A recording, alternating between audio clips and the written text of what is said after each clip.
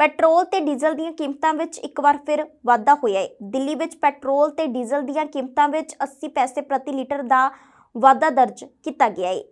ਇਸ ਦੇ ਨਾਲ ਹੀ ਲਗਾਤਾਰ ਵੱਧ ਰਹੀਆਂ ਕੀਮਤਾਂ ਦੇ ਵਿਰੋਧ ਵਿੱਚ ਕਾਂਗਰਸ ਅੱਜ ਦੇਸ਼ ਭਰ ਵਿੱਚ ਪ੍ਰਦਰਸ਼ਨ ਕਰਨ ਲਈ ਉਤਰੀ ਹੈ। ਇਸ ਧਰਨੇ ਵਿੱਚ ਰਾਹੁਲ ਗਾਂਧੀ ਵੀ शामिल हुए सन। इस मौके राहुल गांधी ने पेट्रोल ते डीजल दीयां वध रहीआं कीमतां नूं लैके पत्रकारां दे नाल भी गलबात कीती। आज यहाँ हमारे कांग्रेस पार्टी के एमपीज और देश में हर स्टेट में, हर कैपिटल में, डिस्ट्रिक्ट्स और ब्लॉक्स में कांग्रेस पार्टी जो प्राइस राइज है और ख़ास तौर से जो पेट्रोल और डीजल की प्राइस राइज है उस पर एजिटेशन कर रही है।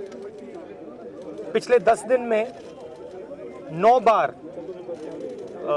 पेट्रोल और डीजल के प्राइसेस बढ़ाए गए हैं और इसकी चोट डायरेक्टली सबसे गरीब मिडिल क्लास लोगों को पड़ती है। हमारी मांग है कि ये जो प्राइसेस बढ़ती जा रही हैं, महंगाई बढ़ती जा रही है और जो पेट्रोल और डीजल के दाम बढ़ते जा रहे हैं, इनको सरकार कंट्रोल करे और पेट्रोल और डीजल के दाम बढ़ाना बंद करे। तो इसलिए हम सब यहाँ आए हैं। पूरे देश में हमारा प्रोटेस्ट चलेगा, काफी दिनों के लिए चलेगा। ये हमारा मैसेज है। सर, जिस तरह विधानसभा चुनाव in English we can see that petrol and diesel prices are climbing rapidly. Government is making thousands and thousands of crores from this. Over the last 10 days, 9 times they have been raised. Congress party is protesting across the country in districts, blocks, state capitals, here with our MPs against this price rise, against the rise of petrol and diesel prices. Government has to stop doing this. This is hurting the poorest people in the country and it's hurting the middle class. Government has to ensure that prices do not rise and they stop raising diesel and petrol prices. Thank you.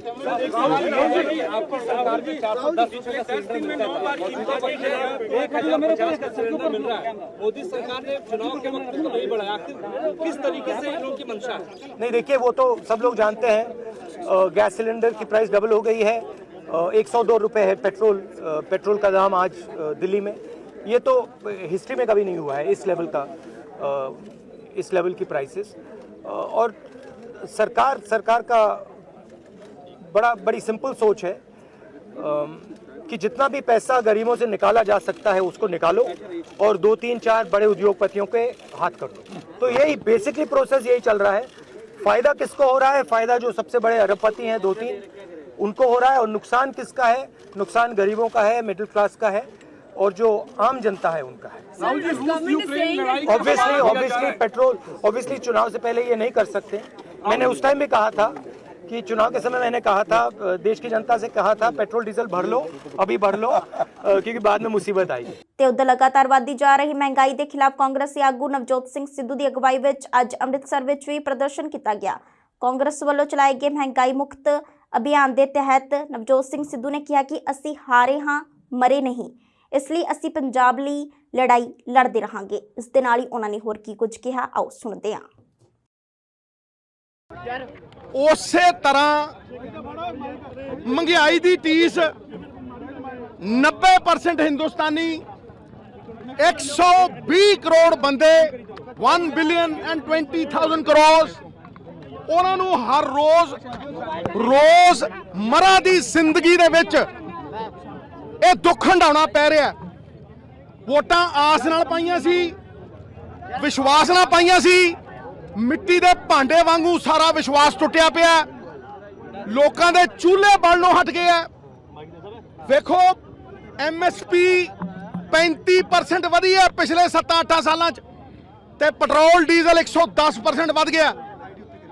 ਕਰੀਬ 12 ਵਾਰ ਕੀਮਤਾਂ ਵਧਾ ਦਿੱਤੀਆਂ। ਦਾਲ ਦੀ ਕੀਮਤ double ਹੋ ਚੁੱਕੀ ਹੈ।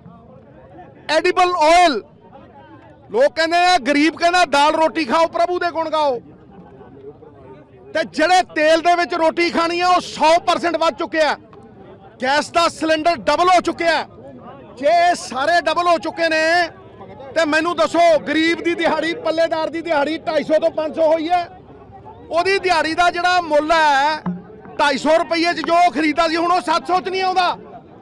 ਜਿਹੜਾ ਗਰੀਬ ਆਮ ਆਦਮੀ 90% ਹਿੰਦੁਸਤਾਨੀ ਉਹ ਤਾਂ ਰੋਟੀ ਖਾਣੀ ਔਖੀ ਹੋ ਗਈ, ਉਹਦੇ ਪੇਟ ਤੇ ਲੱਤ ਵੱਜਣ ਡਈ ਹੈ। ਤੇ ਕਿਸਾਨ MSP 35% ਤੇ ਪੈਟਰੋਲ ਡੀਜ਼ਲ 110%। ਇਹਦਾ ਮਤਲਬ 1 ਰੁਪਈਆ ਦੇ ਕੇ ਤੁਸੀਂ 4 ਰੁਪਈਏ ਉਹ ਤੋਂ ਲੈ ਰਹੇ ਹੋ।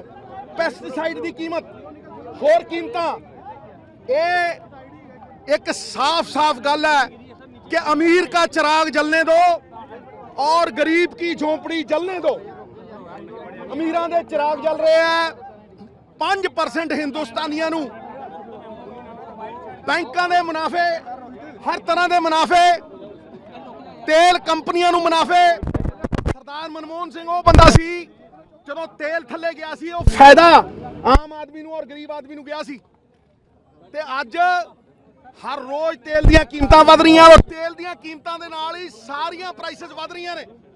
ਗਰੀਬ ਕੁਚਲਿਆ ਜਾ ਰਿਹਾ। ਜੇ ਅਮੀਰ ਦੀ ਬੱਕਰੀ ਮਰਦੀ ਹੈ ਤੇ ਸਾਰਾ ਪਿੰਡ ਜਾਂਦਾ, ਗਰੀਬ ਦੀ ਅਗਰ ਇੱਜ਼ਤ ਲੁੱਟਦੀ ਹੈ ਤੇ ਕੋਈ ਨਹੀਂ ਜਾਂਦਾ। ਇਹ ਗਰੀਬ ਦੀ ਇੱਜ਼ਤ ਦੀ ਰੋਟੀ ਦੀ ਲੜਾਈ ਲੜ ਰਹੀ ਹੈ ਕਾਂਗਰਸ। ਔਰ ਅੱਜ ਮੈਂ ਟੰਕੇ ਦੀ ਚੋਟ ਦੇ ਉੱਤੇ ਕਹਿਣਾ ਕਿ ਗੁਰੂ ਸਾਹਿਬਾਨਾਂ ਦਾ ਉਹ ਵਾਕ ਜ਼ੁਲਮ ਕਰਨਾ ਅਗਰ ਪਾਪ ਹੈ ਤੇ ਜ਼ੁਲਮ ਸਹਿਣਾ ਉਦੋਂ ਵੱਡਾ ਪਾਪ ਹੈ। ਹਲਕਾ ਭੁਲੱਥ ਤੋਂ ਵਿਧਾਇਕ ਸੁਖਪਾਲ ਸਿੰਘ ਖਹਿਰਾ ਨੇ ਚੰਡੀਗੜ੍ਹ ਦੇ ਮਸਲੇ ਤੇ ਪੰਜਾਬ ਦੇ ਮੁੱਖ ਮੰਤਰੀ ਭਗਵੰਤ ਮਾਨ ਨੂੰ ਅਪੀਲ ਕੀਤੀ ਹੈ। ਸੁਖਪਾਲ ਸਿੰਘ ਖਹਿਰਾ ਨੇ ਕਿਹਾ ਕਿ ਮੇਰੀ ਭਗਵੰਤ ਮਾਨ ਨੂੰ ਮੁੜ ਬੇਨਤੀ ਹੈ ਕਿ ਪੰਜਾਬ ਕੋਲੋਂ ਚੰਡੀਗੜ੍ਹ ਖੋਣ ਵਾਲੇ ਭਾਜਪਾ ਦੇ ਫੈਸਲੇ ਵਿਰੁੱਧ ਆਵਾਜ਼ ਚੁੱਕੀ ਜਾਵੇ। ਉਹਨਾਂ ਕਿਹਾ ਕਿ ਕਿਰਪਾ ਕਰਕੇ ਸਰਬ ਪਾਰਟੀ ਮੀਟਿੰਗ ਬੁਲਾ ਕੇ ਪ੍ਰਧਾਨ ਮੰਤਰੀ ਨਰਿੰਦਰ ਮੋਦੀ ਨਾਲ ਗੱਲਬਾਤ ਕੀਤੀ ਜਾਵੇ ਜਾਂ ਜ਼ਮੀਨੀ ਪੱਧਰ ਤੇ ਇਸ ਦਾ ਵਿਰੋਧ ਕੀਤਾ ਜਾਵੇ। ਇਸ ਦੇ ਨਾਲ ਹੀ ਉਹਨਾਂ ਕਿਹਾ ਕਿ ਸੁਪਰੀਮ ਕੋਰਟ ਤੱਕ ਪਹੁੰਚ ਕੇ ਇਸ ਅਹਿਮ ਮਸਲੇ ਦਾ ਹੱਲ ਕੀਤਾ ਜਾਵੇ। ਮੇਰੀ ਹੁਣ ਅਪੀਲ ਪਹਿਲੀ ਆ ਭਗਵੰਤ ਸਿੰਘ ਮਾਨ ਨੂੰ, ਜਿਹੜੇ ਚੀਫ ਮਿਨਿਸਟਰ ਨੇ ਪੰਜਾਬ ਦੇ, ਕਿ ਹੁਣ ਇਹ ਸਾਰਾ ਤੁਹਾਡੀ ਜ਼ਿੰਮੇਵਾਰੀ ਆ। ਤੁਹਾਨੂੰ ਲੋਕਾਂ ਨੇ ਮੈਂਡੇਟ ਦਿੱਤਾ ਵਾ, ਬਹੁਤ ਮੈਜੋਰਿਟੀ ਨਾਲ ਤੁਹਾਨੂੰ ਉੱਥੇ ਚੀਫ ਮਿਨਿਸਟਰ ਬਣਾਇਆ ਵਾ। ਹੁਣ ਤੁਹਾਡੇ ਤੇ ਇਹ ਮੁਨੱਸਰ ਹੈ ਕਿ ਤੁਸੀਂ ਇਸ ਇਸ਼ੂ ਨੂੰ ਕਿੱਦਾਂ ਡੀਲ ਕਰਨਾ। ਕਿ ਆਪਾਂ ਵੀ ਇਸ ਤਰ੍ਹਾਂ ਹੀ ਬਸ ਟਵੀਟ ਕਰਕੇ ਇੱਕ ਵੀਡੀਓ ਬਣਾ ਕੇ ਤੇ ਆਪਾਂ ਛੱਡ ਦੇਣਾ ਇਸ ਮਸਲੇ ਨੂੰ, ਜਾਂ ਇਹਦੇ ਤੇ ਤੁਸੀਂ ਅੱਗੇ ਫਰਦਰ ਐਕਸ਼ਨ ਲੈਣਾ। ਮੇਰੀ ਤੁਹਾਨੂੰ ਅਪੀਲ ਆ ਕਿ ਇਸ ਮਸਲੇ ਨੂੰ ਐਵੇਂ ਨਾ ਜਾਣ ਦਿਓ। ਜੇ ਤੁਸੀਂ ਐਵੇਂ ਜਾਣ ਦਿੱਤਾ ਤੇ ਕੱਲ ਨੂੰ ਬੀਜੇਪੀ ਦੀ ਕੇਂਦਰ ਸਰਕਾਰ ਪੰਜਾਬ ਦੇ ਉੱਤੇ ਹੋਰਨਾਂ ਇਸ਼ੂਜ਼ ਤੇ ਵੀ ਸਾਡੇ ਅਧਿਕਾਰ ਖੋਵੇਗੀ। ਔਰ ਕੋਈ ਵੱਡੀ ਗੱਲ ਨਹੀਂ, ਕੋਈ ਵੱਡੀ ਗੱਲ ਨਹੀਂ। ਜਿੱਦਾਂ ਕਿਸਾਨ ਅੰਦੋਲਨ ਆਪਾਂ ਸਭ ਨੇ ਲੜਿਆ, ਤੁਸੀਂ ਸਭ ਨੇ ਲੜਿਆ, ਤੇ ਦਿੱਲੀ ਦੀ ਸਰਕਾਰ ਅੰਦਰੋਂ ਤੁਹਾਡੇ ਨਾਲ ਖਫਾ ਵਾ। ਮਨ ਤਾਂ ਗਏ ਉਹ ਕਿਸਾਨ ਅੰਦੋਲਨ ਦੇ ਇਲੈਕਸ਼ਨ ਦੇ ਮੱਦੇਨਜ਼ਰ ਕਿ ਅਸੀਂ ਕਾਨੂੰਨ ਤੇ ਰੱਦ ਕਰ ਦਿੰਦੇ ਆ, ਪਰ ਜੇ ਉਹਨਾਂ ਦੇ ਮਨ ਵਿੱਚ ਆਪਾਂ ਜੇ ਇਹਨੂੰ ਅਪੋਜ਼ ਨਾ ਕੀਤਾ, ਉਹ ਪੰਜਾਬ ਨੂੰ ਵੀ ਕਿਸੇ ਦਿਨ ਜੰਮੂ ਕਸ਼ਮੀਰ ਵਾਂਗੂ ਯੂਨੀਅਨ ਟੈਰੀਟਰੀ ਬਣਾ ਦੇਣਗੇ ਤੇ ਫਿਰ ਆਪਾਂ ਦੇਖਦੇ ਰਹਿ ਜਾਾਂਗੇ ਇੱਕ ਦੂਜੇ ਵੱਲ। ਇਸ ਲਈ ਹੁਣ ਭਗਵੰਤ ਸਿੰਘ ਮਾਨ ਔਰ ਆਮ ਆਦਮੀ ਪਾਰਟੀ ਦੀ ਸਰਕਾਰ ਕੋਲ ਇੱਕ ਸੁਨਹਿਰੀ ਮੌਕਾ ਵਾ। ਉਹ ਇਸ ਇਸ਼ੂ ਨੂੰ ਪਹਿਲਾਂ ਤਾਂ ਪ੍ਰਾਈਮ ਮਿਨਿਸਟਰ ਦੇ ਕੋਲ ਡੈਲੀਗੇਸ਼ਨ ਲੈ ਕੇ ਜਾਣ। ਜੇ ਇਕੱਲੀ ਆਪਣੀ ਪਾਰਟੀ ਦੇ ਲਿਜਾਣਾ ਚਾਹੁੰਦੇ ਸਾਨੂੰ ਕੋਈ ਇਤਰਾਜ਼ ਨਹੀਂਗਾ। ਜੇ ਆਲ ਪਾਰਟੀ ਮੀਟਿੰਗ ਸੱਦ ਕੇ ਸਾਨੂੰ ਸਾਰਿਆਂ ਨੂੰ ਨਾਲ ਲਿਜਾਣਾ ਚਾਹੁੰਦੇ ਅਸੀਂ ਨਾਲ ਚੱਲਾਂਗੇ। ਜੇ ਪ੍ਰਾਈਮ ਮਿਨਿਸਟਰ ਫਿਰ ਵੀ ਨਹੀਂ ਮੰਨਦੇ, ਫਿਰ ਆਪਾਂ ਨੂੰ ਉਹਨਾਂ ਦੇ ਘਰ ਦੇ ਬਾਹਰ ਧਰਨਾ ਮਾਰਨਾ ਚਾਹੀਦਾ। ਇੱਕ ਦਿਨ ਦਾ ਪੂਰਾ ਧਰਨਾ ਉੱਥੇ, ਤਾਂ ਕਿ ਨੈਸ਼ਨਲ ਮੀਡੀਆ ਆਵੇ, ਦੁਨੀਆ ਭਰ ਵਿੱਚ ਗੱਲ ਜਾਵੇ ਕਿ ਪੰਜਾਬ ਦੇ ਨਾਲ ਕਿੱਦਾਂ ਇੱਕ ਭਾਰੀ ਵਿਤਕਰੇ ਦਾ ਕਦਮ ਚੱਕਿਆ ਹੈ ਕੇਂਦਰ ਸਰਕਾਰ ਨੇ। ਜੇ ਫਿਰ ਵੀ ਨਹੀਂ ਮੰਨਦੇ, ਫਿਰ ਆਪਾਂ ਪੰਜਾਬ ਦੇ ਵਿੱਚ ਜਿੱਦਾਂ ਇੱਕ ਐਜੀਟੇਸ਼ਨ ਵੀ ਚਲਾ ਸਕਦੇ ਹਾਂ, ਜਿੱਦਾਂ ਆਪਾਂ ਕਿਸਾਨੀ ਅੰਦੋਲਨ ਚਲਾਈ। ਕਿਸਾਨੀ ਅੰਦੋਲਨ ਕੀ ਸੀਗਾ ਕਿ ਸਾਡੀ ਮਰਜ਼ੀ ਦੇ ਖਿਲਾਫ 3 ਕਾਲੇ ਕਾਨੂੰਨ ਬਣਾਏ ਸੀਗੇ ਤੇ ਆਪਾਂ ਸਭ ਨੇ ਉਹਨੂੰ ਪ੍ਰੋਟੈਸਟ ਕੀਤਾ ਨਾ। ਤੇ ਇਹ ਕੀ ਹੈ ਕਿ ਸਾਡੀ ਮਰਜ਼ੀ ਦੇ ਖਿਲਾਫ ਸਾਨੂੰ ਬਗੈਰ ਪੁੱਛੇ, Punjab is a major stakeholder, Chandigarh continues to be disputed territory since 1966। ਇਹ ਸਾਨੂੰ ਬਗੈਰ ਪੁੱਛੇ ਉਹਨਾਂ ਨੇ ਆਹ ਕਾਨੂੰਨ ਬਣਾ ਦਿੱਤਾ ਵਾ ਕਿ ਇਹਦੇ ਤੇ ਐਜੀਟੇਸ਼ਨ ਨਹੀਂ ਬਣਦੀ। ਔਰ ਨਾਲ ਦੀ ਨਾਲ ਇੱਕ ਸੁਪਰੀਮ ਕੋਰਟ ਦੇ ਵਿੱਚ ਪੰਜਾਬ ਸਰਕਾਰ ਇੱਕ ਪਟੀਸ਼ਨ ਮੂਵ ਕਰੇ, ਉਹਦੇ ਵਿੱਚ ਆਪਣਾ ਸਾਰਾ ਪੱਖ ਰੱਖੇ। ਰਾਜੀਵ ਲੌਂਗੋਵਾਲ ਦਾ ਜਿਹੜਾ ਅਕੋਰਡ ਦੀ ਕਾਪੀ ਲਾਵੇ, ਜਿਹਦੇ 'ਚ 7ਵੇਂ ਪੁਆਇੰਟ ਦੇ ਉੱਤੇ transfer of Chandigarh to Punjab assured by a prime minister of this country. ਕੋਈ ਛੋਟੇ-ਮੋਟੇ ਬੰਦੇ ਵੱਲੋਂ ਇਹ ਵਿਸ਼ਵਾਸ ਨਹੀਂ ਸੀਗਾ। ਪ੍ਰਾਈਮ ਮਿਨਿਸਟਰ ਭਾਵੇਂ ਕਿਸੇ ਪਾਰਟੀ ਦਾ ਹੋਵੇ, ਲੇਕਿਨ ਹੈ ਪ੍ਰਾਈਮ ਮਿਨਿਸਟਰ ਆਫ ਇੰਡੀਆ ਸੀਗਾ ਜਦੋਂ 1985 'ਚ ਇਹ ਅਕੋਰਡ ਹੋਇਆ ਵਾ। ਇਸ ਲਈ ਇਹ 3-4 ਚੀਜ਼ਾਂ ਆਮ ਆਦਮੀ ਪਾਰਟੀ ਦੀ ਸਰਕਾਰ ਨੂੰ ਜ਼ਰੂਰ ਕਰਨੀਆਂ ਚਾਹੀਦੀਆਂ। ਔਰ ਰਾਜ ਸਭਾ ਦੇ ਮੈਂਬਰਸ, ਅਸੀਂ ਤਾਈਓ ਕਹਿੰਦੇ ਸੀ ਨਾ ਕਿ ਨੌਨ ਪੰਜਾਬੀ ਮਤ ਚੁਣੋ, ਉਹਨਾਂ ਨੂੰ ਮਤ ਚੁਣੋ ਜਿਹੜੇ ਪੰਜਾਬ ਦੀ ਗੱਲ ਸਮਝਦੇ ਨਹੀਂ, ਕਰ ਨਹੀਂ ਸਕਦੇ। ਹੁਣ ਜਿਹੜੇ ਦਿੱਲੀੋਂ 2 ਬਣਾਏ ਸੀਗੇ ਰਾਘਵ, ਤੇ ਉਹ ਕਦੇ ਵੀ ਨਹੀਂ ਬੋਲਣਗੇ। ਜਿਹੜਾ ਪਾਠਕ ਵਗੈਰਾ ਹੈਗੇ ਨੇ, ਜਿਹੜਾ ਲਵਲੀ ਯੂਨੀਵਰਸਿਟੀ ਦਾ ਮਾਲਕ ਬਣਾਇਆ, ਉਹਦਾ ਤਾਂ ਐਡਾ ਵੱਡਾ ਬਿਜ਼ਨਸ ਐਮਪਾਇਰ ਆ, ਉਹ ਤਾਂ ਕੀ ਬੀਜੇਪੀ ਨੂੰ ਅਨੋਏ ਕਰ ਸਕਦਾ ਵਾ? 1 ਮਿੰਟ ਵੀ ਨਹੀਂ ਅਨੋਏ ਕਰ ਸਕਦਾ। ਉਹਦੀ ਯੂਨੀਵਰਸਿਟੀ ਨੂੰ ਤਾਲਾ ਲਵਾ ਦੇਣਗੇ। ਆਮ ਆਦਮੀ ਪਾਰਟੀ ਦੀ ਸੰਗਰੂਰ ਤੋਂ ਵਿਧਾਇਕ ਨਰਿੰਦਰ ਕੌਰ ਭਰਾਜ ਨੇ ਲੋਕਾਂ ਨੂੰ ਸੋਸ਼ਲ ਮੀਡੀਆ ਤੇ ਲਾਈਵ ਹੋ ਕੇ ਅਪੀਲ ਕੀਤੀ ਹੈ। ਉਹਨਾਂ ਕਿਹਾ ਕਿ ਉਹਨਾਂ ਨੂੰ ਹਰ ਛੋਟੇ-ਛੋਟੇ ਕੰਮਾਂ ਲਈ ਮੇਰੇ ਤੋਂ ਅਫਸਰਾਂ ਨੂੰ ਫੋਨ ਨਾ ਕਰਵਾਓ। ਉਹਨਾਂ ਲੋਕਾਂ ਨੂੰ ਕਿਹਾ ਕਿ ਜੇਕਰ ਇਸ ਤਰ੍ਹਾਂ ਹੀ ਫੋਨ ਕਰਵਾ ਕੇ ਕੰਮ ਕਰਾਉਣੇ ਹਨ ਤਾਂ ਕਿਵੇਂ ਪਤਾ ਚੱਲੇਗਾ ਕਿ ਸਿਸਟਮ ਵਿੱਚ ਸੁਧਾਰ ਆਇਆ ਹੈ ਜਾਂ ਨਹੀਂ। ਉਹਨਾਂ ਲੋਕਾਂ ਨੂੰ ਅਪੀਲ ਕੀਤੀ ਹੈ ਕਿ ਤੁਹਾਡੇ ਕੰਮ ਬਿਨਾਂ ਕਿਸੇ ਫੋਨ ਤੇ ਹੋਣਗੇ, ਜੇਕਰ ਨਹੀਂ ਹੁੰਦੇ ਤਾਂ ਸਰਕਾਰ ਸਿਸਟਮ ਵਿੱਚ ਸੁਧਾਰ ਕਰੇਗੀ।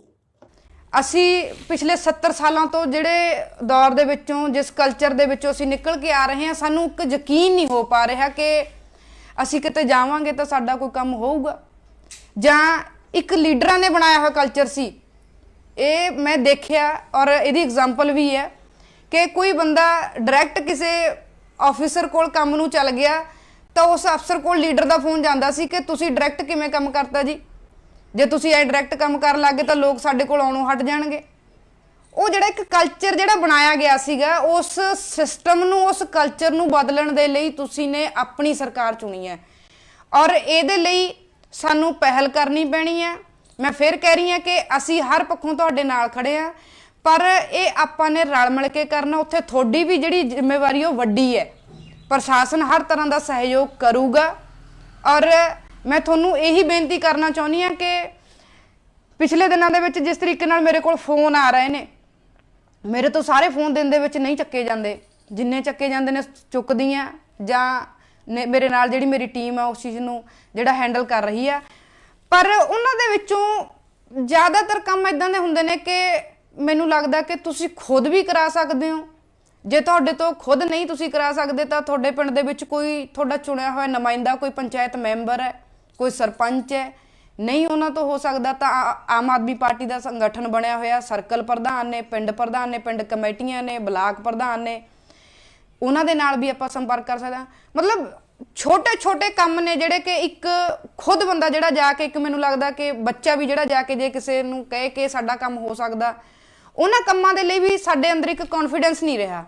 ਸੋ ਤੁਹਾਨੂੰ ਬੇਨਤੀ ਕਰਦੀ ਹਾਂ ਕਿ ਛੋਟੇ-ਛੋਟੇ ਕੰਮ ਨੇ, ਤੁਸੀਂ ਦਫ਼ਤਰਾਂ ਦੇ ਵਿੱਚ ਜਾਓ।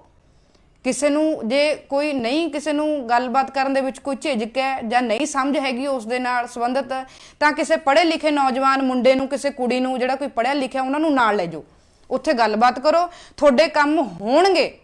ਤੁਹਾਨੂੰ ਛੋਟੇ-ਛੋਟੇ ਕੰਮਾਂ ਲਈ ਮੈਨੂੰ ਫੋਨ ਕਰਨ ਦੀ ਜਾਂ ਦਫ਼ਤਰਾਂ ਦੇ ਵਿੱਚ ਮੇਰੇ ਕੋਲ ਦਫ਼ਤਰਾਂ ਦੇ ਵਿੱਚ ਚੱਕਰ ਮਾਰਨ ਦੀ, ਅਰਜ਼ੀਆਂ ਦੇਣ ਦੀ ਜ਼ਰੂਰਤ ਨਹੀਂ ਹੈਗੀ। ਅਸੀਂ ਸਿਸਟਮ ਬਦਲਣ ਦੀ ਗੱਲ ਕਰਦੇ ਹਾਂ, ਉਹ ਸਿਸਟਮ ਬਦਲ ਚੁੱਕਿਆ। ਜਿੱਥੇ ਨਹੀਂ ਬਦਲਿਆ ਤੁਸੀਂ ਸਾਨੂੰ ਦੱਸੋ ਕਿ ਅਸੀਂ ਉੱਥੇ ਗਏ ਹਾਂ ਜੀ, ਸਾਡੀ ਇਹ ਸੁਣਵਾਈ ਨਹੀਂ ਹੋ ਰਹੀ, ਸਾਡਾ ਕੰਮ ਜਾਇਜ਼ ਹੈ ਤੇ ਕੰਮ ਸਾਡਾ ਨਹੀਂ ਹੋ ਰਿਹਾ, ਫਿਰ ਸਾਡਾ ਫਰਜ਼ ਬਣਦਾ, ਫਿਰ ਤੁਹਾਡੇ ਨਾਲ ਉੱਠ ਕੇ ਮੈਂ ਚੱਲੂੰਗੀ। ਯੋਗ ਗੁਰੂ ਬਾਬਾ ਰਾਮਦੇਵ ਨੂੰ ਇੱਕ ਪ੍ਰੈਸ ਕਾਨਫਰੰਸ ਦੌਰਾਨ ਜਦੋਂ ਇੱਕ ਪੱਤਰਕਾਰ ਨੇ ਪੈਟਰੋਲ ਦੀ ਕੀਮਤ 40 ਰੁਪਏ ਅਤੇ ਸਿਲੰਡਰ ਦੀ ਕੀਮਤ 300 ਰੁਪਏ ਕਰਨ ਬਾਰੇ ਪੁਰਾਣਾ ਬਿਆਨ ਚੇਤੇ ਕਰਵਾਇਆ ਤਾਂ ਬਾਬਾ ਰਾਮਦੇਵ ਭੜਕ ਗਏ। ਉਹ ਪੱਤਰਕਾਰ ਦੇ ਗਲ ਪੈ ਗਏ ਅਤੇ ਉਹਨਾਂ ਬੇहद ਇਤਰਾਜ਼ਯੋਗ ਭਾਸ਼ਾ ਵਰਤੀ। ਕੀ ਭਾਸ਼ਾ ਵਰਤੀ ਗਈ ਹੈ ਉਹਨਾਂ ਵੱਲੋਂ, ਆਓ ਸੁਣਦੇ ਹਾਂ। बाबा जी, आपने तो टीवी चैनल पर यह कहा था कि कौन सी सरकार आपको चाहिए, 40 रुपए पेट्रोल वाली सरकार, 300 रुपए सिलेंडर वाली सरकार। बाबा जी अच्छे भी कुछ आप ही ने कहा था सरकार बनी थी, आपने कहा था कि नहीं कहा था? बाबा जी मैंने कहा था, पूछ पड़ेगा मेरी। हाँ बाबा जी, आपकी कंपनी पतंजलि, बाबा जी आपकी कंपनी पतंजलि ऐसे जाता ना आदमी को ना, आप ही ने कहा था। अरे आदमी को मैं कह रहा भाई ऐसे प्रश्न मत पूछो बाबा जी, मैं तेरे प्रश्नों का उत्तर देने के लिए कोई ठेकेदार है कि तू जो भी पूछा मैं उसका उत्तर दूं। जब एक बात कह दी, थोड़ा सभ्य बनना भी सीखो। आप ये बताओ, एक मिनट, सभी टीवी चैनल पर आप ही की बाइट चली थी और लोगों ने विश्वास किया। मैंने दी थी और अब नहीं देता, कर ले क्या करेगा?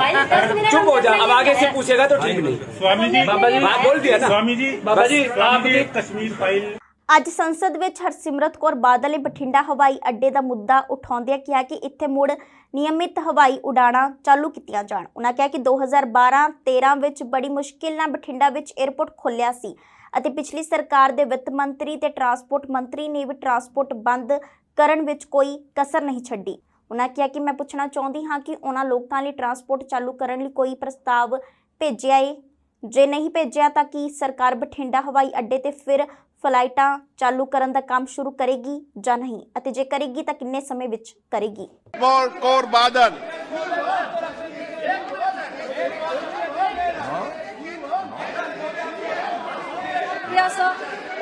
सब मैं माननीय मंत्री जी से पूछना चाहती हूँ कि 2012-13 में बहुत मुश्किल से हमने बठिंडा में एक एयरपोर्ट खोला था।